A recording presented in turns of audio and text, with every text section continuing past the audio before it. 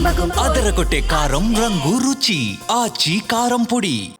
December 1 నుంచి చాలా కొత్త రూల్స్ అమలు కానున్నాయి. బ్యాంకు మొదలు ఐటీ రిటర్న్స్ వరకు, పెన్షన్ నుంచి లైఫ్ సర్టిఫికేట్ వరకు, ఎల్పీజీ గ్యాస్ సిలిండర్ నుంచి ఆధార్ అప్డేషన్ వరకు అన్ని శాఖల్లో కీలక మార్పులు చోటు చేసుకోబోతున్నాయి. అవేంటో ఇప్పుడు తెలుసుకుందాం.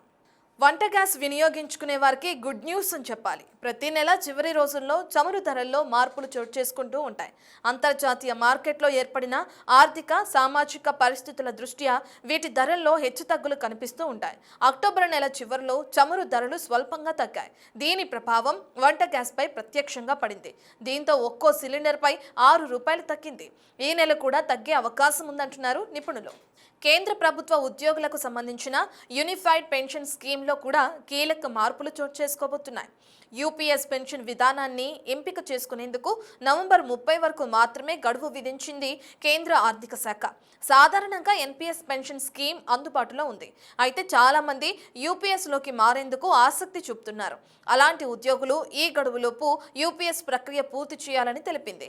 డిసెంబర్ 1 నుంచి దరఖాస్తులు నిలిపివేస్తున్నట్లు ప్రకటించింది.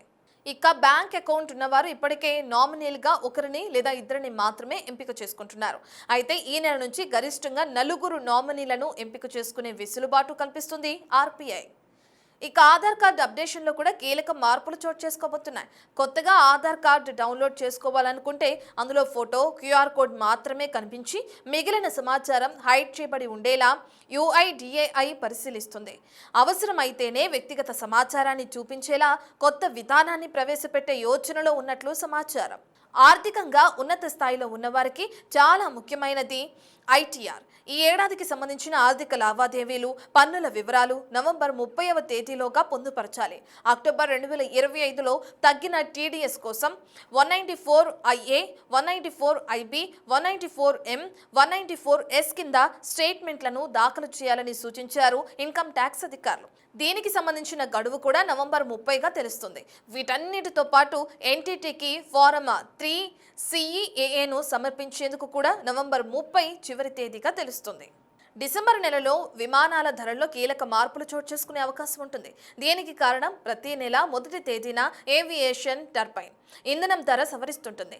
డిసెంబర్లో ఏటీఎఫ్ ఖరీదైనదని అయితే విమాన టికెట్లు కూడా పెరగవచ్చు. ఇది చౌకగా లభిస్తే ప్రస్తుతం ఉన్న ధరల కంటే కొద్దిగా విమాన ఛార్జీలు తగ్గే అవకాశం ఉందని నిపుణులు అంచనా వేస్తున్నారు. ఇక చిట్ట చివరిది లైఫ్ సర్టిఫికేట్. కేంద్ర రాష్ట్ర ప్రభుత్వాల్లో ఉద్యోగం చేసిన రిటైర్డ్ అయిన వారు ప్రతి నెల పెన్షన్ తీసుకుంటూ ఉంటారు. అలాంటి వారు తమ లైఫ్ సర్టిఫికేట్ను నవంబర్ 30వ తేదీలోగా సమర్పించాల్సి ఉంటుంది. ప్రతి పెన్షనర్ తమకు దగ్గరలోని పోస్ట్ ఆఫీసుల్లో లేదా ట్రెజరీల్లోకి వెళ్లి ఆధార్ కార్డు ద్వారా లైఫ్ సర్టిఫికేట్ పొందుపరచవచ్చు. ఇవన్నీ డిసెంబర్ 1 నుంచి వచ్చే కీలక మార్పులు. పైన తెలిపిన వాటికి నవంబర్ 30తో గడువు ముగుస్తుంది. కాబట్టి త్వరగా ఆయా పనులను చక్కబెట్టుకోమని చెప్తున్నారు ప్రభుత్వ అధికారులు.